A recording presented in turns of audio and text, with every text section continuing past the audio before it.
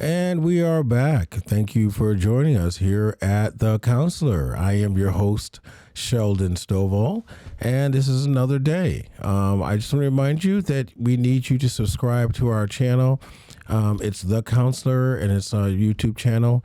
You're going to be getting live updates every day. We're talking about real problems with real people and solving real issues. I want to thank everybody for all the views and the likes and the comments from day one of the show. We appreciate it. I just want to remind you to subscribe, because when you subscribe, it shows that people are interested in the subject matter, and I will be continuously on to visit you every day, Monday through Friday, between the hours of 10 and 12.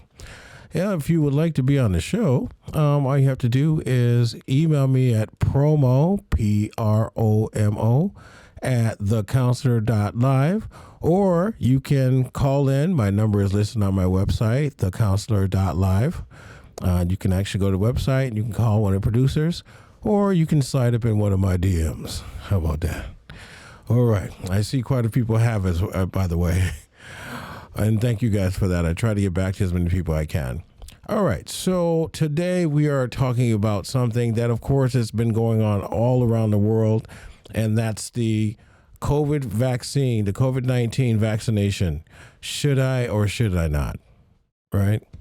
It's interesting with this country. If you kind of look back in history, it's always been an either or an or with this country. So I think it was back like probably in the early 1400s or 1500s, I'm sorry. It was the baptized or the non-baptized. It was the poor and the rich. Sometimes it even was black and white, as simple as that, before we got all our different terminologies now that we're using that are politically correct.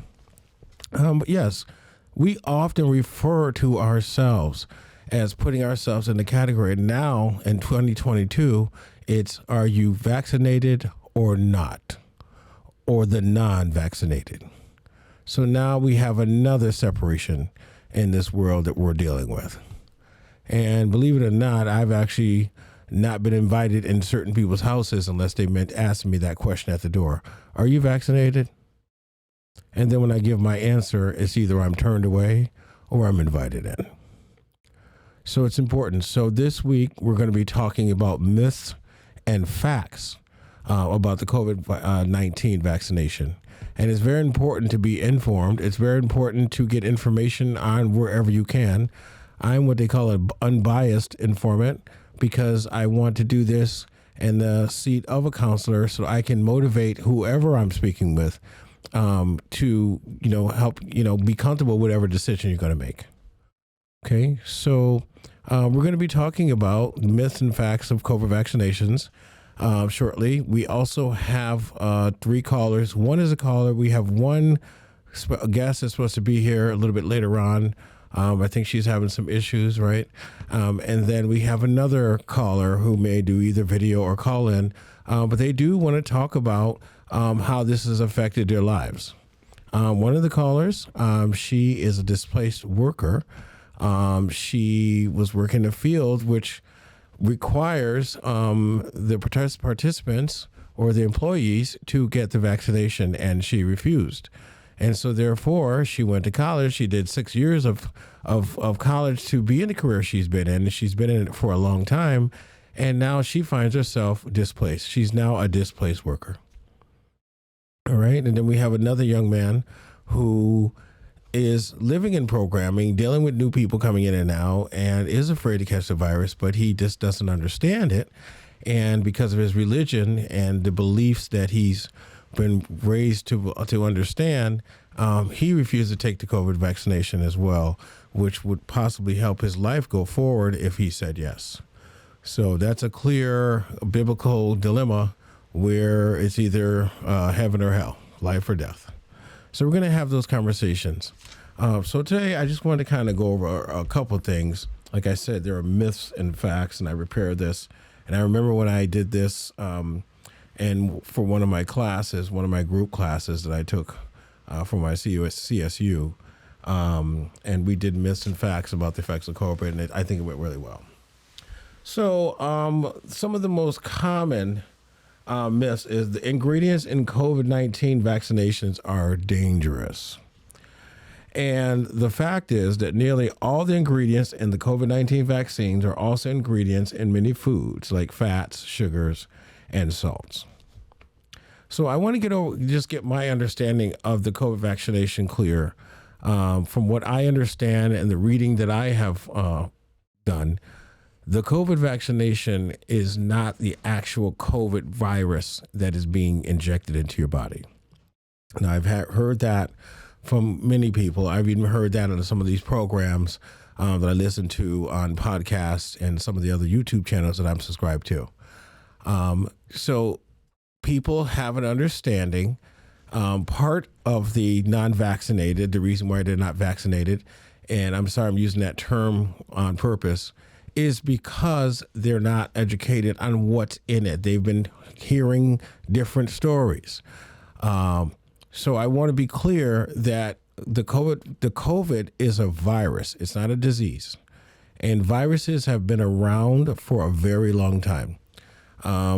As children, as babies, we are injected with antibodies or a vaccine to help our bodies deal with it once we become exposed. And usually you're exposed as a child as soon as you're let out that hospital.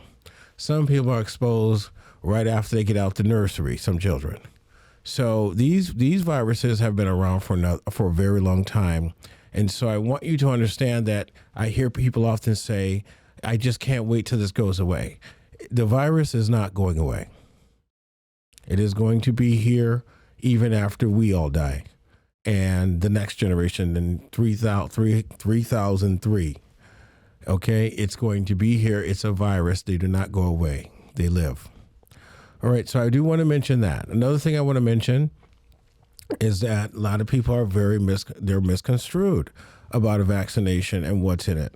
And as we read the facts, the ingredients may be dangerous. What the ingredients in the vaccine are what they would use to, and I'm just trying to use this in the best terminology I can, to they create symptoms, and it kind of teaches your body how to deal with these symptoms. So after we often mention, the flu shot. Have you gotten your flu shot? It's not really a mandatory thing, but if you get a flu shot, which I got my first one 2 years ago, for the first time in my life, I wasn't sick. I don't really get sick, but I was working in a detox, and the head nurse, director of nursing, strongly recommended that I get my flu shot. And so I said, okay, let me try it out. She said, you know what? I'll give it to you right now. I said, okay, great, thanks. So it did burn a little bit as it went in. And nurses, by the way, you guys do a great job, injecting people with needles. That's an awesome thing, so all of us have different issues with it. But yeah, she did it, and I didn't feel any different. I was looking for myself to get sick. I heard, oh my God, if you never had the flu, you're going to get it because you took the flu shot. Same myths. So people, the myths are always going to be circulating about vaccinations. But truthfully, they're not injecting any particular COVID anything inside your body, just for those of you who do not understand that. They're not injecting anything in your body besides things that cause the symptoms. Okay? All right, so that's part of it. And again, if you have questions, you can go right into my comment box, and then we can always talk more about it. Another myth that I often heard was the natural immunity I get from being sick with COVID-19 is better than the immunity I get from the COVID-19 vaccination. All right, I've heard that quite a bit as well. And then the fact is, getting a COVID-19 vaccination is safer and more dependable way to build immunity to COVID-19 than getting sick with COVID-19. All right, so once again, yes, our bodies will naturally heal or start to fight. We're created, our DNA, our messenger DNA, it's all in there. The white blood cells, everything is already prepared for a foreign entity to enter your body. And once that foreign, whatever it is, enters your body, whether it's your bloodstream, your tissue, Your body is going to start fighting. Those white blood cells are going to start gathering, growing. They're going to start flowing. That's how your body is naturally built to work. So, unfortunately, when people have pre-existing conditions, it's not always that easily said. All right, because their body may be already fighting things. For example, if someone's T cell count is getting lower and lower, back in, I think it was the 80s, they couldn't fight HIV, and once it became AIDS, the person was counting their days out. And we found modern medicine has developed things to help you rebuild your T cells. So same thing with the COVID vaccination. Modern medicine, the vaccine is not made to cure it. I had a young lady I spoke to last week. We were preparing to do this show, but she couldn't make it because she ended up getting COVID. But she has preconditioning conditions. She has upper bronchial issues. She has bronchitis. She has asthma. And, it really takes her out when she has her asthma attacks and things like that. And so she, against all people telling her she shouldn't get it, she went and got the COVID vaccination. And not even a month later, she was exposed. And this was last month, and she was exposed with the COVID. And she ended up, having to fight with it at home. And, the emergency room, she went to a clinic. The clinic was full. It was a 6-hour wait, she explained. She went to the emergency room. There was a line out the door. And this was recently. This was not even a couple weeks ago, right before New Year's. So she was grateful that she went ahead and got the vaccination, because the vaccine created the symptoms that the body needed to start building an avenue to fight. And so because of her pre-existing condition, when she did contract the COVID, she is alive today. She said she barely had any breathing issues at all, and her body began to fight it. She actually made it through the 5 days. Most of us had to sit for 14, but she made it through the 5 days, and she's doing better. So again, sometimes fighting myths are good, and sometimes just doing your own research is even better.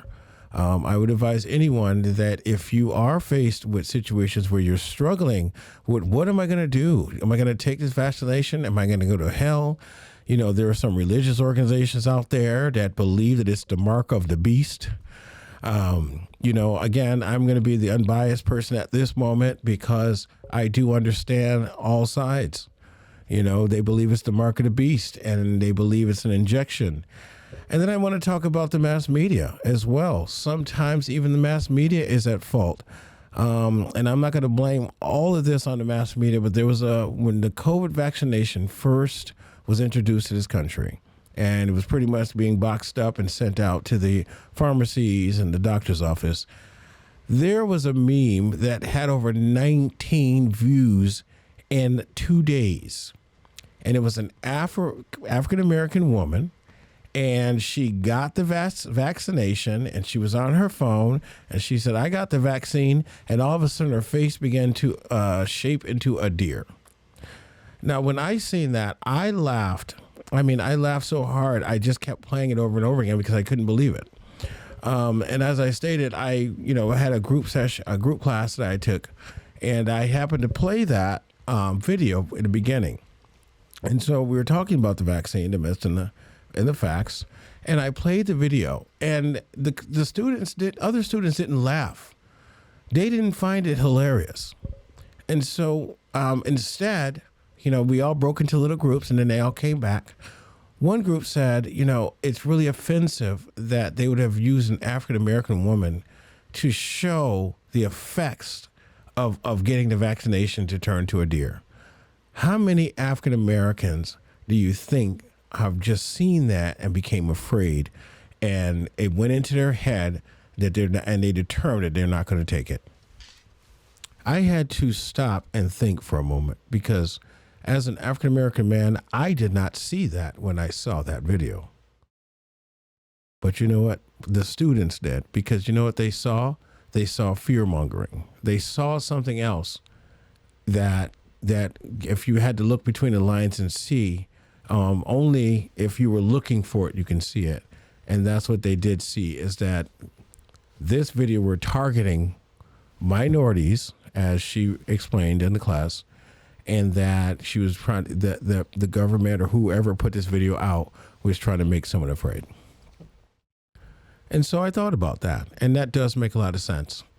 That's, the Tuskegee experiment was being brought back up on the news and different podcasts.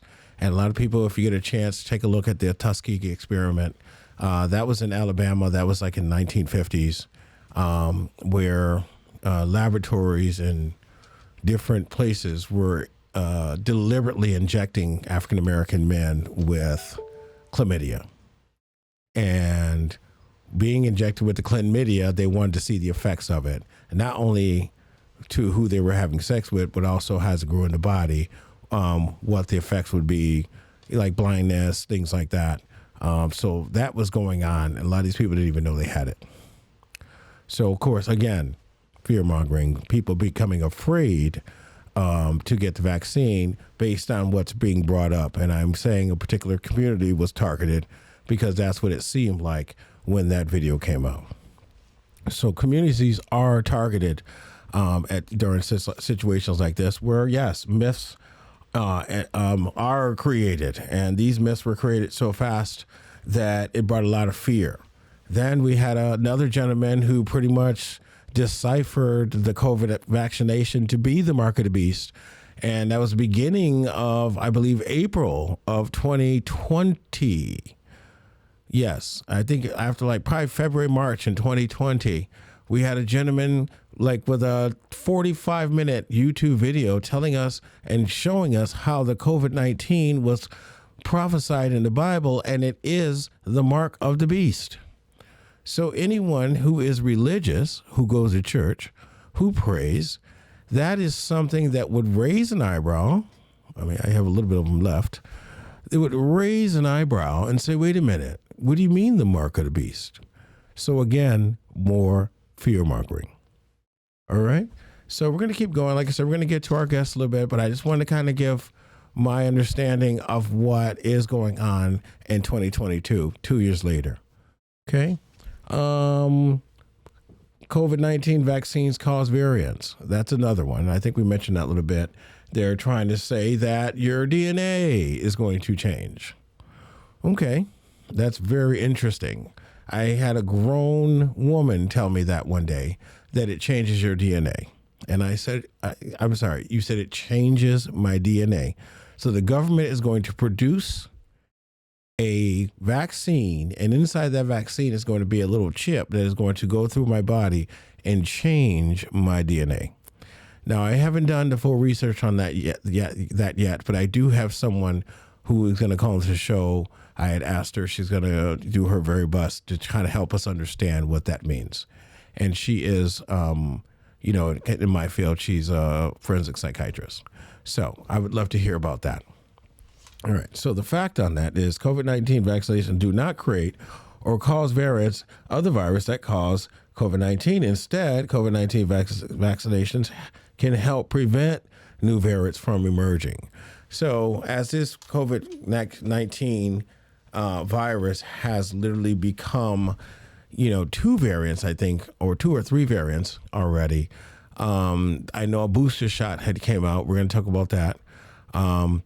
A booster shot came out, and people became afraid of that as well. They didn't know if they were putting too much of something in their body in 1 year. Because again, all of this is brand new and hasn't been tested. There's no real data. All real data is in real time. So everything we do is learn from history. But if history is happening right now in the future, this is what we're dealing with. So I want you guys to stay with me. I'll be right back with more information on the COVID. And again, if you would like to be part of this conversation, you can call in. The numbers on my website, probably at the bottom of my page. You can also email us at promo@thecounselor.live, or you can slide up in my DMs. We'll be right back.